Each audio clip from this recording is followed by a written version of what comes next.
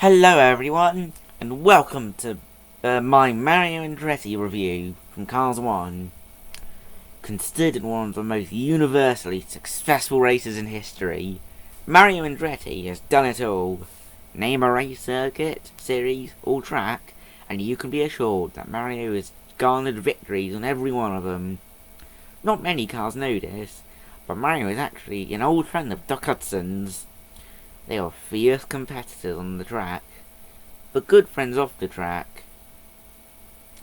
Now, Mario is based on a 1967 Ford Fairlane, which is the car that the real Mario Andretti used to win the Daytona 500.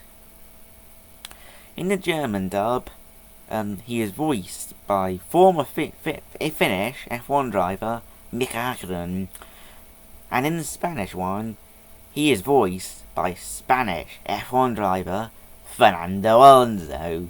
And interesting fact about Alonso, he would later voice a car version of himself in the Spanish version of the second film, and later as Hamilton in the Spanish version of the third film.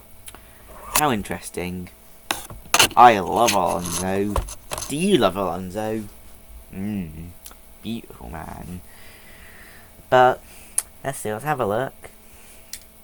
He's got a grill, which actually isn't painted. It's body coloured. It grinds on my gears a bit. Quite literally. Yeah, because the cars have gears and grind my gears and yeah, never mind.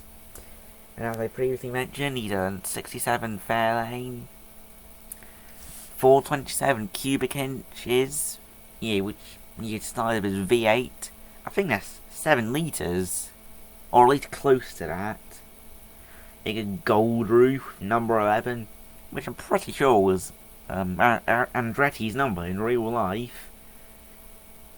Nice shade of red. It's got his name, Mario Andretti. Above his 11. And Mario, written in a sort of 60s style font, I guess. Not much at the back, just some brake lights and his name. Number 11, same number as chip gearings. Yeah, of course I have to say that. I am obsessed with the Piston Cup, if you didn't already know.